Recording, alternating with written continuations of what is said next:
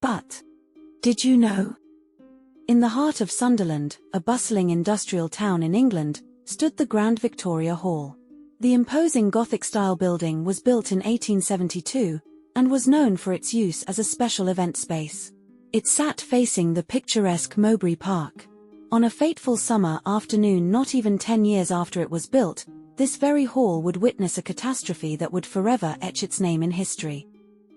June 16, 1883 was a beautiful sunny Saturday afternoon.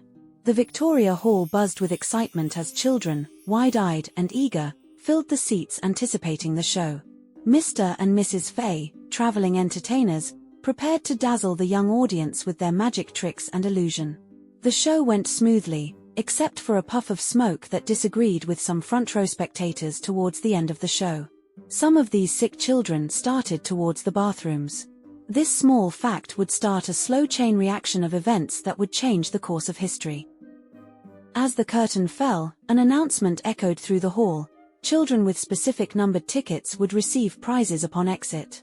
At the same time, the entertainers began distributing gifts from the stage.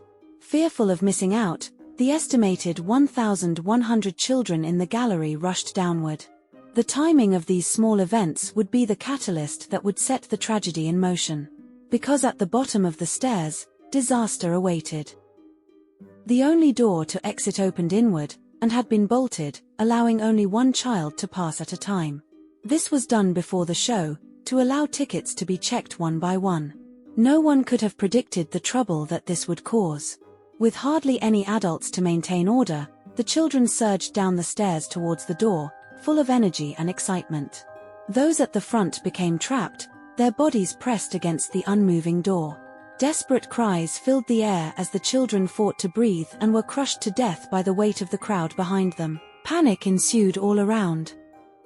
When the adults in the auditorium finally realized what was happening, they rushed to the door, but couldn't open it because the bolt was on the children's side. Adults started pulling the children one by one through the narrow gap until one man wrenched the door off of its hinges. Among the chaos, Frederick Graham, the caretaker of the Victoria Hall, sprang into action. He waded through the sea of bodies, trying to untangle the pile-up. He pulled children free one by one and helped to divert approximately 600 children to safety through another exit.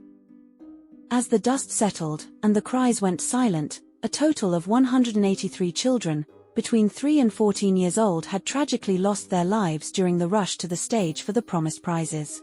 The devastating events led to changes in building codes, including outward opening exits and doors with push bars to prevent similar tragedies in the future. In the aftermath of the disaster, the town of Sunderland grappled with grief and loss. A memorial was built in Mowbray Park to remember the 183 victims of the Victoria Hall disaster who lost their lives on that tragic day. The Victoria Hall disaster remains tragically etched into history, a sad and chilling reminder of the fragility of human life. And that's the end.